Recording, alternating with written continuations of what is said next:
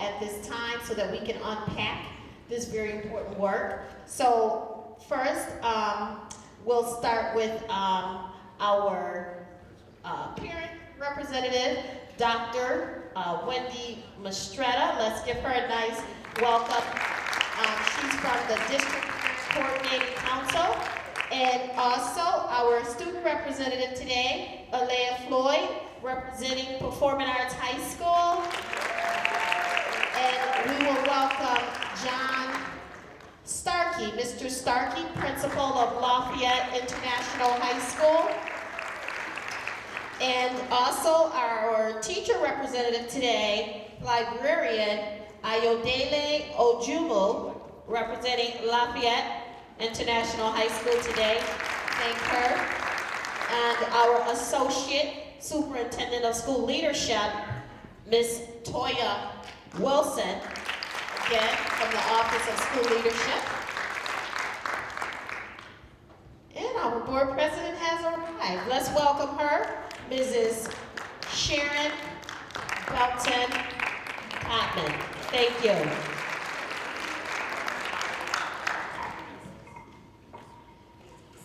So there was a lot to questions for our panel, immediate questions, but then this would be a dialogue. So we have a microphone here because there will be an opportunity for you to go to the microphone and either have a reflection, make a comment that something's burning or bubbling up. Go ahead on, feel free. We're family in the room. The space is safe, so we can have that conversation, but I ask that everyone keeps their comments to 1.5 minutes. And we have Mrs. Bell, the Director of Culturally and Linguistically Responsive Initiatives. Let's welcome her today. Who's going to be keeping time for everyone. So if she raises her hand or she gives you a nod, that means you've kind of ran over the time, and we'd love to keep hearing you, but again, we want to raise all of the voices in the room. We're asking, for those who don't know me, my name is Fatima Morel, and I am the Associate Superintendent for Culturally and Linguistically Responsive Initiatives.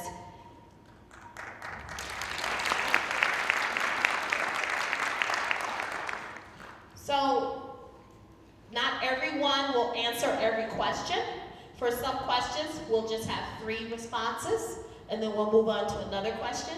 But for the first question, I would like for everyone to respond to that question because it kind of allows you to introduce yourself, so to speak, around the current topic was the push-out, the criminalization of Black and brown girls in schools. So I'll start with the very first question. What does push-out mean to you?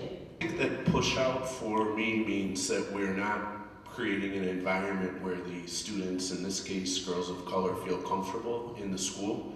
And so sometimes we're not maybe doing it purposefully, but we haven't created structures and gotten the right people on board or offered the appropriate training so that we're not only thinking about the students' academic needs, but also their socio-emotional needs. I think it's really important that we create a welcoming environment, but also a culturally sensitive and appropriate and linguistically sensitive and appropriate environment so that we don't push the students out, because ultimately, if they win, if they graduate, we win too, so we're all on the same team. Thank you. You can just keep passing it down. Just pass it on right along. What does push out mean to you? So push out, I have had the honor of being a principal in several different settings, a couple different settings. The last one being an all-girls public school in Rochester. And when I arrived, it was a new school, only a couple years old, already struggling, didn't get off to a good start. So we began looking at how do we dig deeper to understand what the girls needed. And what we found, that they were saying a lot of the same things that were coming out in this film. That they felt like some of their teachers were afraid of them. They felt like they weren't completely understanding when they were just being themselves. And we really took a step back to think about how do we begin to help teachers and other staff members understand what our girls needed. So Pushout for me was, we wanted to help everyone feel connected, and we felt like there were girls already feeling like they were being pushed out only after a couple of years of being in that school. We actually used this book as a book circle and to help the teachers and other staff members understand where it was coming from. And when you say things like she's that angry black girl, just because she's being herself, and what that means to that girl or that identification. Just taking a step back and understanding the little things that added to that feeling of, I feel like you're afraid of me and I don't feel connected to you. So moving in that direction. And it was a wonderful experience for the teachers to unpack this and build their understanding. Thank you. I'm Ayodele Ojumo. I'm a librarian, so I look at it as Pushout being banishment, denial of opportunity, silenced. And as a librarian, I've worked in public libraries, college libraries, and now K through 12 libraries. So my experience has shown me the library is a place where we welcome, the students to come after school, as a safe haven. Even in the schools, they can come in there and it's a place where they can be still, they can find some support, or that's what I always try to provide, a place for them to learn, explore the world, figure out what's what, or just a person that they can come to ask for help. And this is what I'm going through, and I can be also an extension of providing support within the school, help them navigate and get to people that can help them with whatever issue they have. So, and I also can relate as a black woman. I was a black girl, and some of those things I didn't go through, but some of the ways they are treated, I'm still treated that way. So again, I could connect with them on that level. Thank you. Pushout to me means prejudice, bias, inequality, because expectations aren't always good. And these are things that shouldn't exist in the classroom or in your school, but they do. Because if your teacher expects you to be an issue, then you're going to be an issue. Because they're not giving you the benefit of the doubt. When you have a question and you raise your hand, what does your teacher think? Do they think that you're going to add something important to the discussion? Or do they already have the bias that you're not as smart as everyone else? Thank you. Thank you. It's so hard to add to what's already been said. When I think of the Pushout, the image I get, of course, is very top-down and authoritative, and I think that's what our students feel, and a lot of our families feel too, is just not being listened to, that there are a lot of assumptions that we all have about who we are, where we're coming from, what our ACE score might be, and that when we look at what's restorative in order to get to it, actually developing not just welcoming environments, but restorative environments where we're honestly listening to each other and where we're coming from, and realizing that we're all better if we work together. Thank you. Thank you. Pushout means to me an unbiased or biased way of racial profiling. A group of students who, as a result of the actions of the adults, ultimately end up in a situation that's detrimental to them over their life. And oftentimes our young people are pushed out because of the social norms that the adults have established in their lives, and these young people do not measure up to what you feel normal behavior is. So push-out is a form of racial profiling that ultimately hurts young people. Thank you. Thank you so much, Board President. Let's give a round of applause on their first question. I mean, get it out there. Next question, and we'll take 3 responses. What is meant by girl adultification, and what is the relationship between girl adultification and school punitive disciplinary measures? I'll repeat it. What is meant by girl adultification, and what is the relationship between girl adultification and school punitive disciplinary measures? So when we look at our young ladies and we forget that they are children, even though oftentimes our children they look like they're adults, and we had this situation in our family where we had a baby that was big and everyone thought that he looked like he was 2 years old, but he really was only 9 months. So he was acting like a 9-month-old, and we thought he was bigger than that. So when people take their lens and they decide that this child is looking like an adult, and they forget that the child is just a child, they have a tendency to treat them as if they are an adult. And as a result, they're more punitive in the way that they will treat a child, forgetting the fact that the child is still a child, not a grown person, irregardless of the way they're carrying themselves, their disposition, the way they look, the hair, the fingernails, the bad attitude. They are still a child. We forget oftentimes that children compensate by overreacting. Thank you. I'll take 2 more. And in the video, the one researcher, he talked about how the onset of adolescence for some of our young girls, black girls in particularly, on average comes a little bit earlier than most girls. And so that is causing also a problem with girl adultification. Okay, so back to my question. Thank you. I have a 15-year-old daughter who has been mistaken for a few years now for being someone much older than she is. And when you add into it all the other, the book talks about intersectionality, which the video didn't, about all the other identities that feed into it. But having had this experience I'm going through with my teenage daughter, where she flat out says, we don't talk about 7th grade.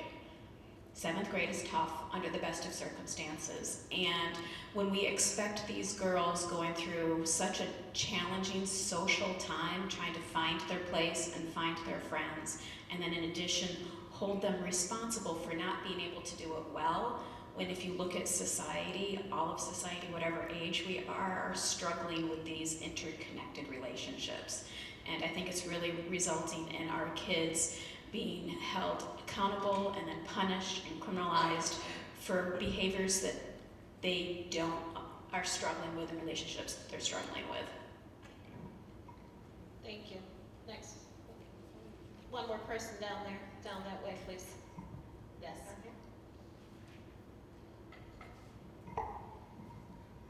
Again, young girls, they're treated like an adult because of the way they look, the way they're shaped, the way they dress. But a lot of these behaviors and the way they look are imitated based on, entertainers, based on their parents, based on who they see in the community they look up to. And so they emulate, like we saw in the film. The girl said, if I act this way, then I'll get friends. If I act this way, I'll be accepted, as opposed to being the developed, overdeveloped, black girl, fat girl, because they might be, well endowed or whatever, or even the sex trafficking that we're encountering. Men treating them a certain way, being worried by walking on the streets, and, so it's a lot that they're even facing, like the girls mentioned. Coming into school every day is hard. Maybe they've been sexually abused. So it's a lot of layers that we miss by just treating them like adults based on how they look. And that's not cool, because we're losing them.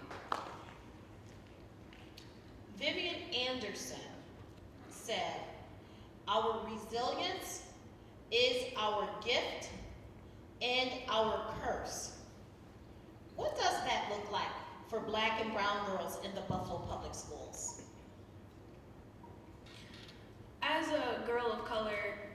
I'm seen as stronger because it's like you go through all these things and you're still standing, you're still doing even more, but that doesn't mean that you're necessarily not still a child. It doesn't mean that you're stronger, it just means that you're dealing with it. Just because someone's going through and they're still standing doesn't necessarily mean on the inside they're not hurting.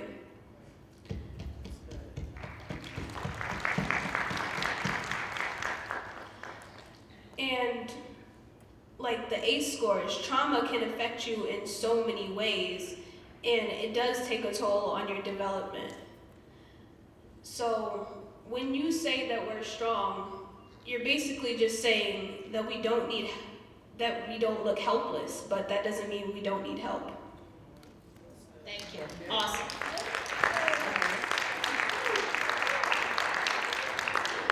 So I have a quote, it's my favorite. A strong woman is one who can build a foundation with the bricks that are thrown at her. Oh, I like that. One of my favorites, unknown author. And I think it speaks to this. We still stand. We take all of the things that are thrown at us and we turn it into something that is amazing, right? But sometimes while we're doing that, the way we're perceived becomes this, why are you so angry? Why do you have that look on your face? When really sometimes I'm just processing, right? I'm not necessarily having any kind of feeling about something. And so I really think that the combination of the two, while we are strong because of it, it does come back to how do we help others understand that while we're building that foundation, we still have things that we need support with and we need help with, and we still have feelings inside that could not, they may be sad or, even depression. So I think the coupled, that's what I take from it. Thank you. Mr. Stark, do you have anything to add?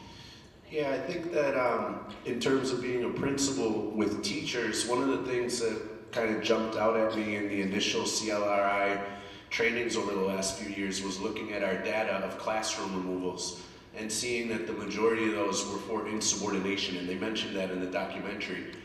So a lot of times I think sometimes our greatest strength is also our greatest weakness, and working with our young ladies on how to channel, the energy and the strength that they have into something positive, but also working with our teachers so they can get past some of those initial, I'm one of these, or one of these, and some of those types of gestures or responses are really kind of a wall because they're worried about putting themselves out there and taking risks in the classroom. But the teachers, we need to do a better job, and I had to reflect on that in my own program of how to train all of our staff, not just teachers, but everybody, on how to get past that initial perception of a negative attitude, because if you keep working with that student and it can be channeled into something positive, that student may end up being your best student, but not removing them from class just because they're not kind of falling in line with what your expectations of what a gesture or an attitude should be initially.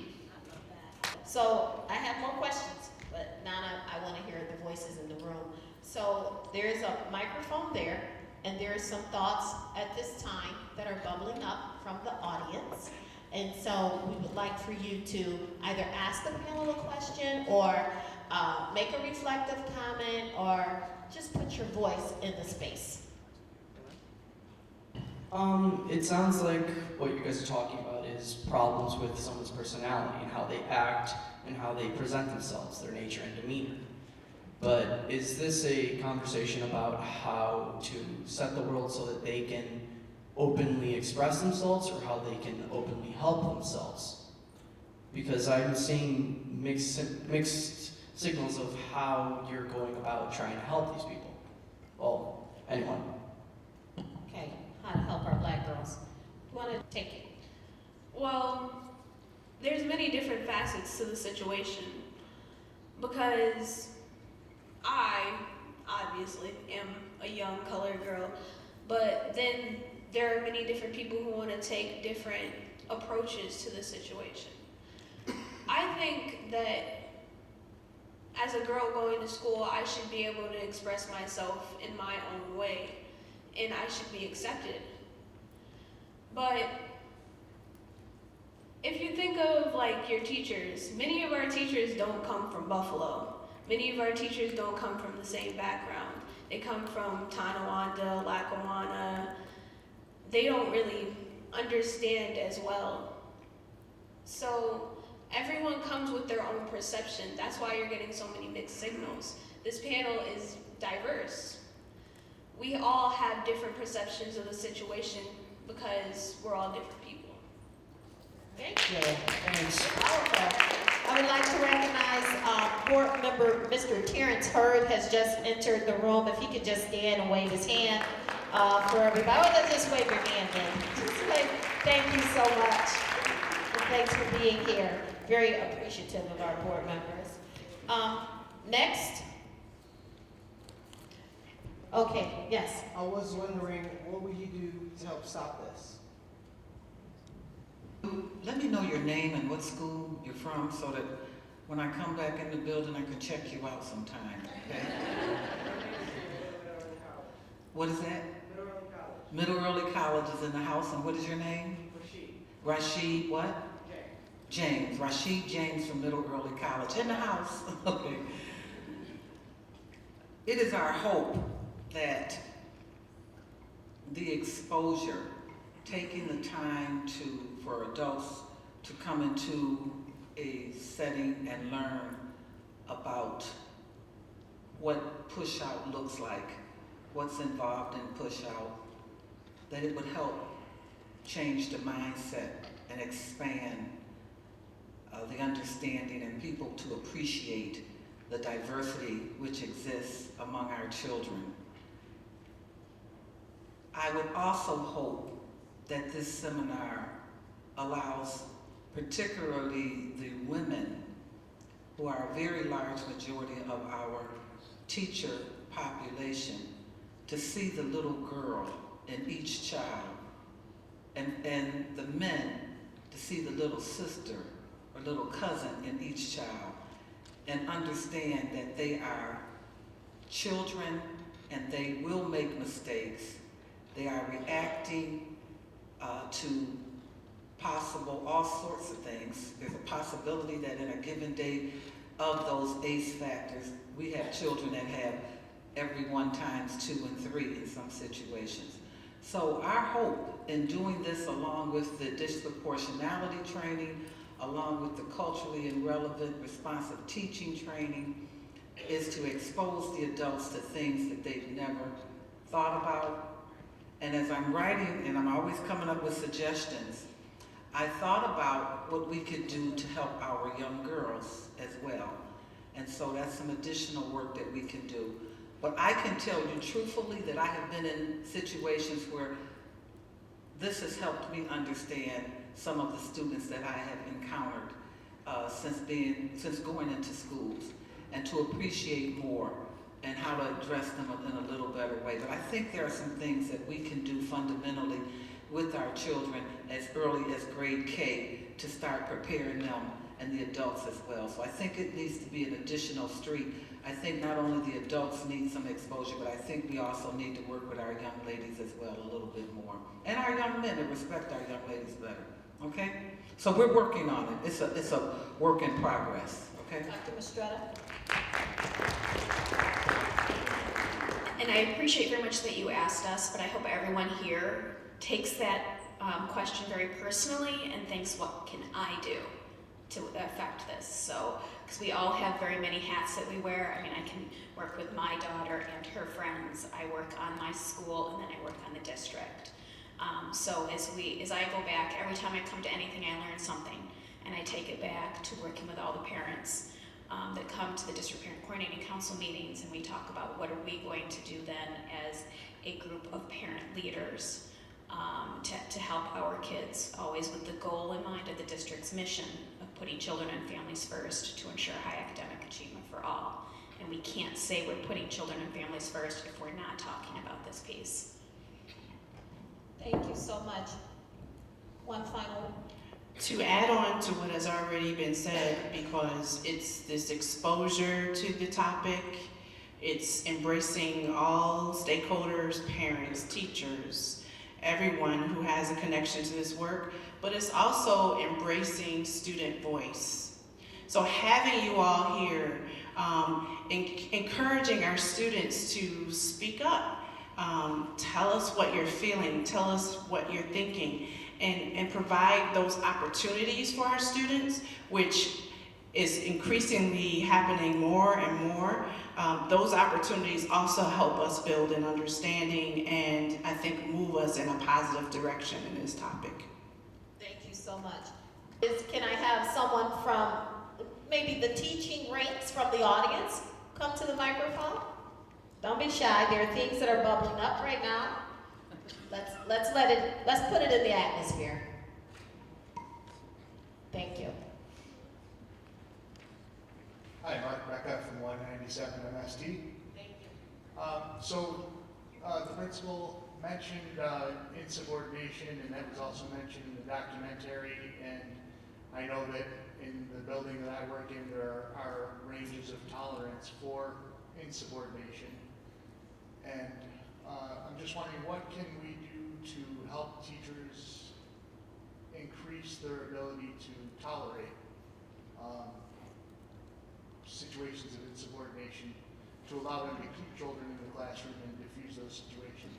It's a great question, because I think that for a lot of us that are classroom teachers or administrators, the CLRI has been really good, but we also are continuing to look for, and we've gotten, but we need to continue to work on practical strategies that we can implement so that we can start to make a change. And I know our disproportionate group at Lafayette International, unfortunately for suspensions, chronic attendance, is our Latinx students. And so one thing that we did at a professional development last year, we did the 1-200 Saturday, and what we had was our own teachers that we've recruited from Puerto Rico that come from the Latinx diaspora here in Buffalo and in the US. We did kind of like a speed dating PD. So we had one woman who's a Spanish teacher, and all of us would divide and we would travel to that table, learn some common phrases so the kids feel comfortable. Oh, he's trying to say hello to me in my language. That makes me feel like he cares about me or she cares about me. The other person was a special education teacher in Puerto Rico, so she was talking about what the special education environment is like there. Another person talked about their own education growing up as a Latino here and kind of living in between the two worlds. And so it wasn't a silver bullet. I don't think there is one, but I think that most of our teachers walked away from that PD feeling like, okay, I have some strategies here. Another one was sharing some strategies that people feel can work well in connecting to the families. Another person shared their own experiences of what works well, strategies with the students. So sometimes the best professional development can be in-house, especially if we continue to strive for having diverse staff. That's why I would encourage all the students that are here to consider a career in education. But I think that that's one thing that we can do, because we did see some of those insubordinate write-ups reduce after those kinds of PDs, because it seemed like some people had kind of like a light bulb, like, oh, I could approach a challenging student in my class from this group in a different way now that I've heard from my peers about strategies that might work. Powerful. And I would like to add, I'm glad you brought up the aspect of linguistic awareness and responsiveness, because we definitely have to remember that part of creating that warm and welcoming environment is to ensure that we are edifying the voices and the languages of the students that are in our schools. And that should always serve as an asset to their learning and not seen as a deficit or another way to push them out. So I'm glad we're able to bring that aspect into the space. Thank you so much. And someone else on that question? I have another one from the audience. I think you have to ask the teachers to ask themselves, because you know they're people and they'll feel guilty and they'll feel embarrassed. But have them ask themselves, when they suck their teeth at you, Did you immediately feel disrespected and jump to defense? Did you immediately feel like you needed to flex your authority? Did you immediately feel like you needed to embarrass them in front of the class? Did you escalate the situation? Wow. Woo! Woo! That's performing arts. Where's Miss Covington? They're over there training them up. Woo! All right, good job. Okay, and I think part of this ongoing training, with teachers and administrators that we're doing in the district is really doing a lot of what Aaliyah is saying. Let's not let our implicit bias about how a student should actually react to something get in the way of really providing a good, sound, rigorous education, right? And why do we have to pay attention to every little movement a black or brown girl makes and make it a big issue? So those are the kinds of things that are happening in the trainings with staff development. We'll continue with those trainings until it sinks in. But I will have to say we're a lot further along in 2020 than we were when we started this work in 16. So thank you for that. Coming from the audience, the Office of School Climate, from which almost all the work around trauma, restorative practices, and PBIS originates and is supported is grant funded. Thinking of the comments in the documentary about funding our priorities, will the district commit to funding directly and continuing this work? So everything, my conversation always focuses every time we're talking about budgeting and dollars being spent in the district is focusing on making or increasing the opportunity for all children to have an opportunity to be educated equal to their peers in an equitable way. So I can speak on behalf of probably at least 5 board members that on the board who I feel are committed to making sure that we address the issues that are plaguing our district. The high suspension rates, the low absenteeism, the pushout that is existing in our district. And I am committed to making sure that we have resources available to that. And I believe that the majority of the board is also. However, I would like to say, because I'm from I often tell people I'm from corporate America, and corporate America functions a little differently than our present system. And one of the things that I would like to see is that as we do these trainings, as teachers and administrators receive the training, that we also document the results of the training. And so I feel that there is a need to use data a little bit more differently than it's been being used in the past in regards to monitoring what's going on in the school buildings, who's referring, what staff members in essence are crying out for additional support. I feel that there's a need to use the data a little bit more differently. And so I want to work with that office referral form, disciplinary office referral form, and to try to put more control in that from the perspective that the data will support who's doing a good job so that we can go to those individuals inside the building and find out what techniques they are using to address the student population and support and give support to the staff within the building. I think there's a need for ownership from all parties involved, including the students, but particularly the adults in the equation. Thank you.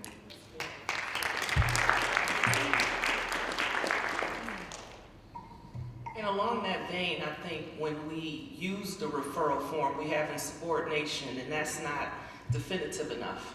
So if we really want to get that data and have it be more accurate, we need to find a way to pinpoint what is going on. Insubordination is too broad in general. So if we don't really know what's going on with the students, how can we really address it? So that's just a recommendation. Thank you so much. So, as an associate superintendent, is our role to go in and work with school communities and make sure that they are looking at their school needs and developing a budget that supports that need. But I think it's a two-pronged approach. I think these trainings also add to the understanding of what school communities determine they need. So opening the eyes to see that you need more social emotional support. So that becomes the mantra of that whole school community. So I feel like they go hand in hand, that work on both sides. Absolutely. Hello, my name is Byron Chambers. I go to East Community High School, and my question is for Principal Starkey. Previously, you said your greatest weakness was your greatest strength, and I was wondering, how do you make both of those turn into your greatest, your greatest overcomings? How do you get rid of your strength and weakness to make it your best? I wish I had Thank you. a good answer to that question. It's a great question. I mean, I think we need to find a connection to the community and find connections to the community and the families so that like the mother of the girl from Miami in the video, the one whose parents were from Haiti, you know, I have 2 daughters, and sometimes no matter what our kids do, they're angels to us, right? Because we see the strength in them. So she said that she's my princess. The parents and the community see the kids in a different way than sometimes we perceive them in school, and making that connection and supporting the whole child can help the child fulfill their full potential. And so one thing that we're doing, it's a small step, but I feel hopeful and optimistic that it can make a real difference, is we have a agreement with the district right now and a community center on the Lower West Side called the Bell Center. And so Lucy Candelario, the executive director of the Bell Center, is doing this pro bono for free. But she said it's worth it because she's from the community and she knows that if we can tap into the potential of our students, it's going to be a positive thing for everybody. And so she has assigned 2 tutors that are from the community, mentors, and they come to our school once a month, and then the families go to the Bell Center once a month. And they're working with our 9th graders. They're working with the 9th grade girls and the 9th grade boys, but when they come to the school, they work with them separately. And then they're gonna also have some other programs where they do it jointly. And they're identifying through surveys, through talking to the parents in culturally appropriate and sensitive ways, what is it that we need to do to better serve your children in the community and in the schools. And then when they come to the school, they're doing role playing, exploring different types of activities with the kids so they can get their self-confidence up. And already it's provided a lot of benefits to me as a principal, because then I get that feedback. Like, they don't really feel like they're getting, the parents don't really feel like they're getting a whole lot of communication on how their kids are doing. So that informs me to step up our game in terms of how we're communicating with the parents. So I think that if we look at helping a young person reach their potential and converting some of their deficiencies into all of the strengths and the whole person that they can be, we can't do it alone as a school. We have to do it with the community and the parents. Thank you so much. Thank you for that question. Board member Terrence Hurd, to share that story about the mice bumping up, because I think it's so powerful, and I don't want to repeat it myself because I may mess it up. Good morning, everyone. There was a study done about mice that's in a maze. And what they did was they had adult mice and they put them into a maze. It was 2 ways out. One way was to a regular exit, and another way you had a shock. The closest way out had an electrical shock. So every time the mouse goes through the maze and it gets shocked. So after a while, because mice, they generally learn from patterns, they actually start going out the right way. They avoid the way that they get shocked at. So, those mice have offspring. They breed the mice, they have offspring. These offspring of these mice, they came and they put them in the exact same cage, exact same pattern. So, what the results were that the mice didn't go anywhere near where the shock pattern was at, but they went out the other way. So these were the offspring. So we talking about intergenerational. and programming. We're talking about what goes on in our society, what goes in our schools, with our policing, in our education. It goes on in the workforce also. So, as African Americans, minorities, when we taught as slaves to put your heads down and walk and not to look the white man in the eye, or to always be humble, always be mindful, or even when you're walking in the store, to move out of the way or move out someone's way, because it's expected, it's learned behavior, and it's intergenerational patterns that comes as it's in us also as humans. So that's some of the things that we're dealing with right now, and some of the things and conflicts that goes on in our lives and our society that we have to overcome as a people together, so that we can treat each other as equals, so we all can be unified, in our direction that we want to go in. Our youth are our future. You are our future doctors, our future attorneys, our future leaders, our future presidents. We had one yesterday that spoke last night at our committee meetings last night for the school board. And he's from the Breaking Barriers program, and he stood up and said he's going to be president of the United States. This is his goals and his mentality. So we have to, whatever vision that you have in your life, concentrate on that vision. Make sure that vision comes true, and work with people that's going to help you do that. But don't let nobody deter you from what you're going to do and what you're going to be in your life. Thank you so much. We talked about with what was the young man who met session 2 that came in? I can't remember his name. The second speaker, Angela Costa, came in. He spoke about intergenerational trauma as well, and how you actually can treat it. So for years of trauma and abuse, you can treat it through effective practice, through compassion, through love, a great curriculum, and you can change that pattern like it was changed for the mice within one generation. Within one generation. So while we can have, we experience a historical legacy, right, of oppression, right? People of color in this country, we can actually break the trauma, because there's a lot of trauma involved with that in and of itself. We can break that trauma through education, through effective health care, through good, whatever your spiritual belief is. So there's ways to break that. So my question for the panel, because there was trauma, and I also want to posit that not every single black and brown girl is going through trauma. I don't want to overgeneralize, because there are some black and brown girls who have 2 parents, have a good meal every day, have nice clothes, have a quiet environment for studying, and sometimes we bring the drama to them and cause the problems. So I want to make that clear. But here's the question. Is intergenerational trauma being addressed? And how should or could our district improve to reach parents, support students, and educate teachers? Panel.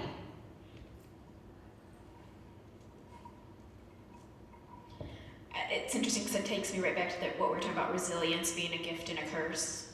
So we have no idea what's hiding behind the resilience, and the fact that not every black and brown family girl is going through this, and many of our white girls are. So keep that in mind. But the challenge, I think, with then dealing with parents is if it's an intergenerational trauma, the trauma's with the parents too. So how do we then heal the family, heal the classroom, heal the school? We know our teachers have trauma. We know our administrators, everyone. We don't know where it is because of this resilience, because of the facade that we wear in public. So to me, it seems like what we need is really the trauma-informed care and the restorative in our community. So going back to when we talk about restorative now, we talk about restorative practices. Well, those are actions. Restorative justice, that assumes something's already been done, that requires judgment. Where do we bring it before any of that happens? How do we really go from wanting a welcoming environment to really having a restorative environment where there are places for all of our city, all of our community to come and understand that in order for healing to occur, we have to do some of this deep work, and where can we get support to do it? Because when it's not done well, it's actually damaging. So if you go in someplace that claims to be restorative and it's not, it can be more damaging.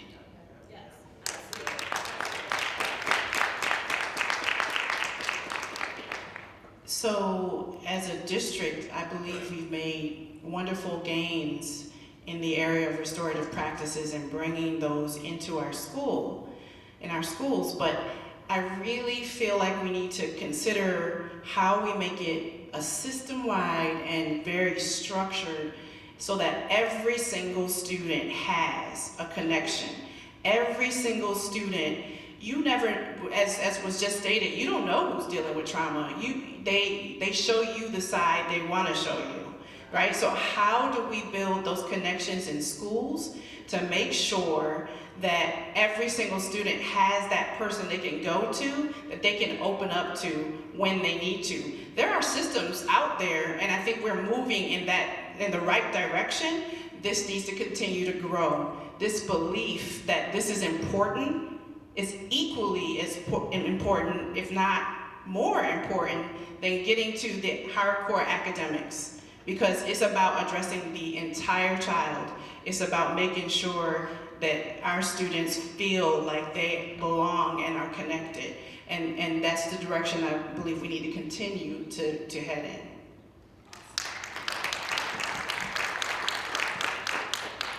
So we have students, we have parents, we have teachers. I think we're starting, or the district is moving in that direction in terms of our community schools, providing those parent centers. So when you find students having certain difficulties, let's say with classroom work, or they may not, nutrition, or other issues, housing. So by offering those programs through the community schools in those parent centers, we are now also addressing the whole parent. And if we continue with those type of programs to support the parents, then the students will be supported. Teachers also have issues, and we, overlook those. We are supposed to come into work and, we're handling our own children, our own professional insecurities. And I get a lot of teachers who talk to me about things that they have difficulty in dealing with students of color. They need to feel like there's somebody on the staff that they can feel safe and comfortable sharing with. A lot of people don't feel comfortable sharing with people. They don't have a safe space or a person that they feel that they can be vulnerable with. That's a big issue, vulnerability. And then that deals with the trauma as well. So I think when you are feeling safe to be vulnerable, be it students, be it parents, be it teachers, and we have like some kind of gateway to deal with that, that will help us overcome a lot more. Absolutely, I agree. Certainly. And our teachers and our principals, let's remember that the majority of us have come into this work because we care about children, and that has never changed. The majority of us are here because we care about children, so we're not going to make an assumption or a judgment that because we have our young girls are being pushed out at an alarming rate that we have mean people that are purposefully doing this. And I hope that we have learned in our implicit bias trainings that sometimes we may not even be aware that we have engaged in an inequitable outcome in our actions. And so that's why we're saying take a step back and look, analyze, data, look at what we're doing here. But I would also say that principals and teachers, because of the level of need, with 90% of our students having extraordinary needs, they're taking that home too. Right? We're taking that home. Every day, I know as a teacher, my first year, I wanted every student with a problem to come home with me, and my husband was like, no. Right? Because you take that on. So then, where is the outlet for our teachers? And so I appeal to you that where are those opportunities in the faculty room where it's not just about that boy in room 200, but really, hey, I'm feeling some kind of way. A young man was shot and killed this week, right? Shot and killed, lost life, 16, this week. And where's the opportunity for that school community to heal and say, I just need to talk to you about this. We're human. We're all human at the end of the day. We're part of the human family. So where's the opportunity to share in that trauma that is impacting our teachers and our principals as well? Just my 2 cents. But where was I? For the panel, I'm gonna come back. Now, are there any questions? Anything bubbling up from the, yes, hey, Okay, so my name is Nessa. I'm from Leonardo da Vinci High School, and I wanted to start off by saying that the document was extremely empowering, and it truly portrayed the negative stigma surrounding African American females. We saw that the rates in terms of suspension were 3 times higher for the African American females than white females. We also saw that the teachers were placing unjust treatment upon the students, like neglecting their personal issues and even going as far as to bullying as well. And in those circumstances, the teachers should never illuminate those racial stereotypes or give in to society's standards. So I wanted to ask you, have you yourself seen any progression or prosperity in regards to those issues? Ooh, what school? Leonardo da Vinci. Leonardo, where's Mr. Lodensky? Hey, we'd like to, awesome work. Great questions. Well, for me, I have, as I said, a lot of teachers that aren't exactly the same as me, but my teachers will get on my level. They see me as a human being and they see me as a person. So I have a lot of favorite teachers, but one of my favorite teachers came to me and said, when I started working at this school, they told me, dang, those kids are bad. And they said that they were actually afraid. And I said, when I came to this school, I was afraid too, because I was told it was a white school. And we both came together and we realized that there's always this bias that you have when you come to a situation, but when you set it aside, everybody's the same. Wow.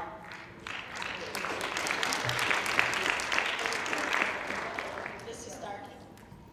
I think 2 small improvements that we've seen in our program have been with the reflection room and the progressive detention system that we're trying to develop. So the reflection room is when a student is removed from the room, security or administration does take them, but instead of putting them in in-house detention or in-school suspension, we bring them to a room that's decorated nicely. It's supposed to be a calm environment. We have staff that have volunteered as their duty instead of a cafeteria or a hall room duty to get trained on de-escalation, and they work with the student that is removed to try and have them calm down, write their side of the story, be non-judgmental. It's not a lecture, it's a safe space to give them a place to talk about why they feel they were removed. And oftentimes they say, I was talking, I wasn't doing what I was supposed to do, I took out my phone. But sometimes they say, there were other people talking too, but he or she is always picking on me. And so it's not to jump to conclusions, but it's to give them a chance to voice how they're feeling, or sometimes just sit there and put their head down for a while. Then we kick in, it's in the same suite as the counselors, the attendance officer, and our security, although we're fortunate to have a security and attendance officers that are looking at more developing positive relationships and punitive consequences. So that's one thing that we've seen has been really good. Ultimately, the closure, and it's tough to do it time-wise, is for myself or my assistant principal to sit and facilitate a restorative circle with the student that was removed and the teacher that removed them. So there's some closure and building back up that community. And the goal is getting that kid back into that class and their subsequent classes. Although we never put them back in that same class that same day they were removed, because everyone needs space. And we also ask that the teacher not come down that removed them, because everyone just needs that 18 minutes of space or whatever it is, and probably more.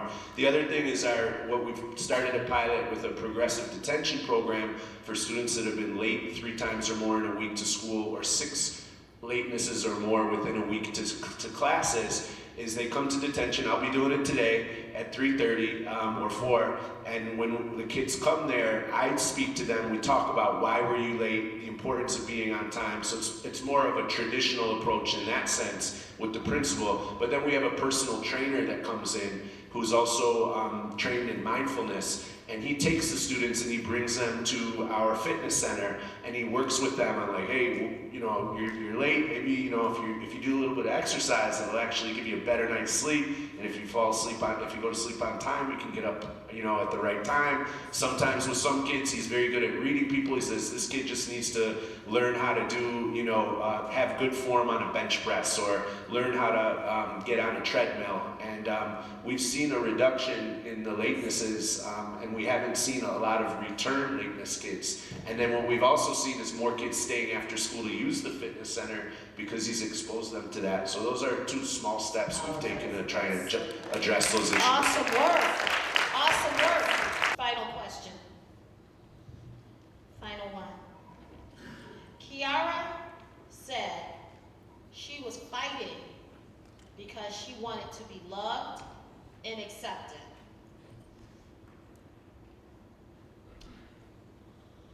So, what does it mean to start from a place of love, a place of loving Black girls? Kiara, you remember her?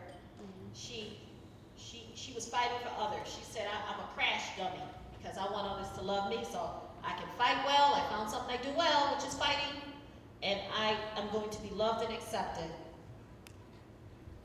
What does it mean to start from a place of loving Black girls who are looking for love, and brown girls, and indigenous girls? What does it mean to start from a place of loving girls of color? So if we believe in the human race, and we believe that all people are good, then we should follow the golden rule in everything that we do. We should treat people how we want to be treated. When we talk about intergenerational trauma, we never talk about the other side of that sword, intergenerational entitlement, dominance. If you can breed or inbred in mice conditioning, you certainly can do it with humans. So you have to do what Michael Jackson, the late Michael Jackson said. You have to look at the person in the mirror and ask the basic question. If I was in that person's shoes, would I want to be treated the way that I treated that person? And if you can pass that litmus test, then I guess you can say that you're a good person and that you are here by divine order. And if you cannot pass that test, then you need to say it is time for me to self-reflect and to maybe reassess. Maybe I'm not in the right career. Or maybe I need to search myself deeper and try to be a better human being, because we're all in this together. So love is universal. And if you love yourself, you should automatically be able to love other people. And 9 times out of 10, when we're talking about trauma in adults or in children or whatever, we're also talking about people struggling to be able to just be themselves and be at peace with themselves. But I think we often neglect the fact that entitlement, implicit bias has a huge part in everything each one of us do. And we all bring baggage to the table, but we have to go back to the golden rule. Am I treating that person the way I would want my child to be treated? Am I being treated the way that, am I treating that person the way that I would want my daughter or my niece or my sister to be treated? And if that answer is yes, then you should be good with your soul. And if it's not, then you need to reassess yourself.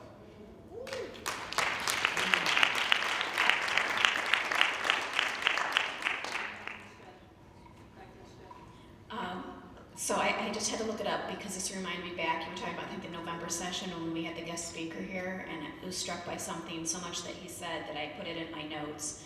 Every person needs, once we get beyond the basic, food, clothing, shelter, every single person needs recognition, autonomy, and belonging.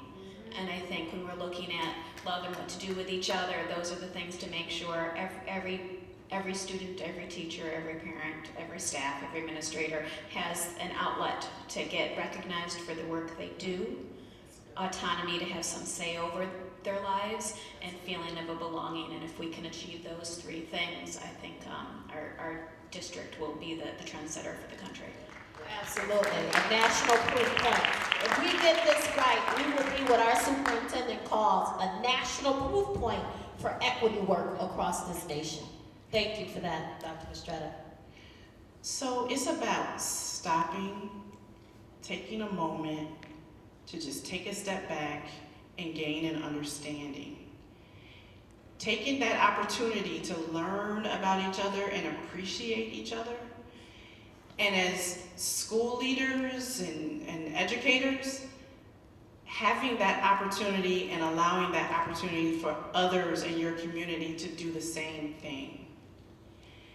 Because at every moment, in any place, in any school, there are different people in different rooms. And you really want to give everyone the opportunity to work with students in a way where they really understand them, and giving them that space to build that understanding. So I think those are the things that we really need to continue to work on as we build this feeling of love and belonging that we have in our schools. I'll make it quick. I think you want to lead with compassion in every action. So when you look at a student who is the most violent, the most insubordinate, that is the most hurt child. That child is hurting.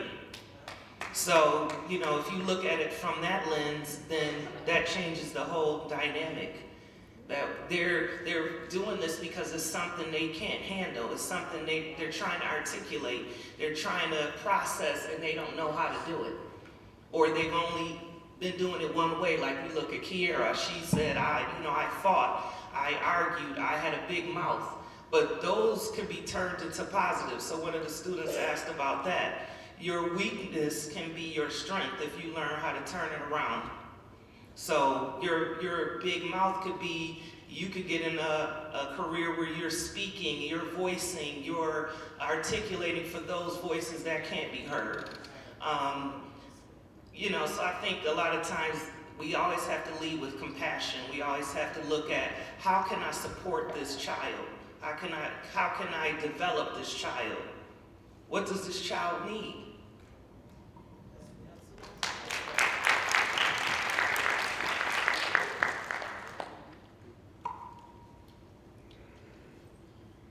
I was thinking that, basically, to reiterate what she said, are you thinking of your student as your child? How much do you care about them? And when you think of love, what does that mean to you? Because if my mom saw me frowning, she wouldn't think that I was being disrespectful. She would think that there was something wrong with me. Freshman year, my teacher saw me and I was kind of in the corner and I was just a little crying, just a little. And he came and he put his arm on my shoulder and he was like, "Are you okay? You want to come in the hallway for a minute?" So I came in the hallway with him. He was like, "What's wrong?" And I was like, "I think my hair looks dumb." And he was like, "Well, I think your hair looks beautiful. You want to do your work now?" And I was like, "Thank you so much." And that was all I needed. But he didn't get angry with me. He got down on my level and he said, "I want to help you. I want to get to the root of the problem." And it helped me. Now that's love. So we talk about love is a big word, but it's really those small human interactions that make or break a child's life, right? So pulling you into the hall, just to say, is everything okay? Building relationships and building trust. When I was a principal, some of my most at-risk students, when I got down to the bottom of what it was that they were actually dealing with, right? So I'm just gonna walk out the door right now because I actually don't want to get violent in this classroom. I had the relationship where when they would just hear my voice, I didn't have to even be, I could just, he's down the hall, I could just say, Jamal, stop. And that voice, because they knew that was a compassionate voice, that was a caring voice. I was gonna see both sides of the coin before I made a final determination. And for me, that respect, that we engage with our kids, that we have that relationship, sometimes those are the ones that's gonna save your life. They're gonna save everything because they're gonna be the ones that say, hey, listen, I don't have anything to do with this, but at lunchtime, this is going down. I just want you to know, but you didn't hear from me. They will protect you in everything that you stand for. But you have to have that relationship, and you have to come from a place and a space of love that's genuine. And they can see through us when we're not. And they can tell. So if we thought we were hiding any implicit bias or feelings of degradation or dehumanization against our students, they can feel that, they see that, and they complain. They do complain. They may not complain to you, but they go tell the principal, or they go tell a parent, or that they're telling people in the community, groups that they're, Mrs. So-and-so does not like me. That's true. It's very clear. And once that's done, you can't change it. So we'll talk more about how love looks. We'll take final 2 responses, and we'll wrap this section. Dahamdi Ramirez, Leonardo da Vinci High School. Go TV. When it comes to a student that is overacting for any number of reasons or are like clear signs that they are hiding something, but how do you tell the difference between that and just a student that's how they are? I'm loud and I'm obnoxious. I don't hide it. It's who I am. But there's moments when people are like, hey, are you okay? And it sometimes happens a bit too often. I'm like, yes, I'm all right. So my question is, how do you tell the difference between someone who is hurting and someone who is just content with who they are?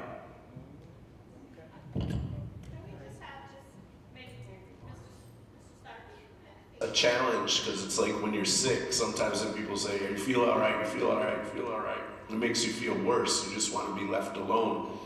And I think that Dr. Morrell, I feel like, hit the nail on the head when she was referring to her experience as a principal. And I think whatever position we have, whether it's parent or principal or staff member, friend, you know, you have to develop a positive relationship with that person and get to know them.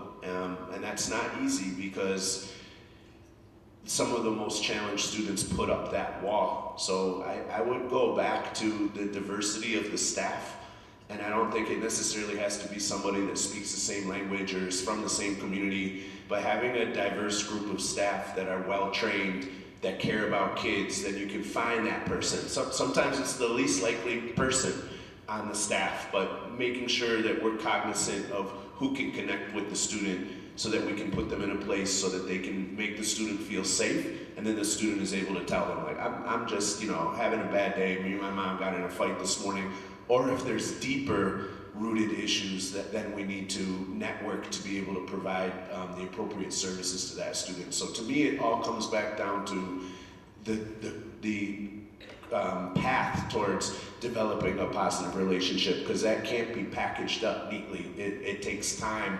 There's going to be good days and bad days, but you have to, as the people in this field of education, we have to want to go to work every day knowing we don't know what's going to come at us. There's going to be a lot of unexpected things, but keep our eye on the prize that we need to develop positive relationships with the kids so that we can help them with their issues. Thank you. want to first say that I really relate to Kiara, not only being the daughter of a Haitian immigrant, but also having to, being a person wanting to be accepted in a place where I really don't feel accepted. And the idea of love and sharing that love so that that one little thing that a student or a teacher does can really lift up a student's day. So my question is really like, in terms of Buffalo Public Schools, and when you go back to your classrooms or to your board meetings or whatever, what is one way you're going to share that love?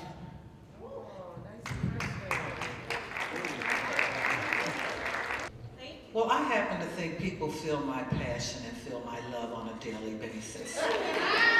Those that know me, look at them laughing, okay? But I think it goes back to what I said earlier, you know. I think if you walk in your own truth, and if you are trying to treat people the way you want to be treated, that's love. You know, I really believe that, I believe in the goodness of people. I am one of those people who, even at this age, I am shocked when I watch a TV program and somebody did something to another person, because all my life I've always thought that, you know, good will overtake evil. And I believe that. And so I just feel that the things that I do, that if I did not have a love for this, because trust me, you don't pay me enough if I did not have a love for what I'm doing to continue to do it. And I've been doing it since 2011. And I can take pride in seeing the growth in this district. And I take pride in the respect that people who work in this district gives me. Because oftentimes when you don't have a title associated with your name, I'm not a doctor.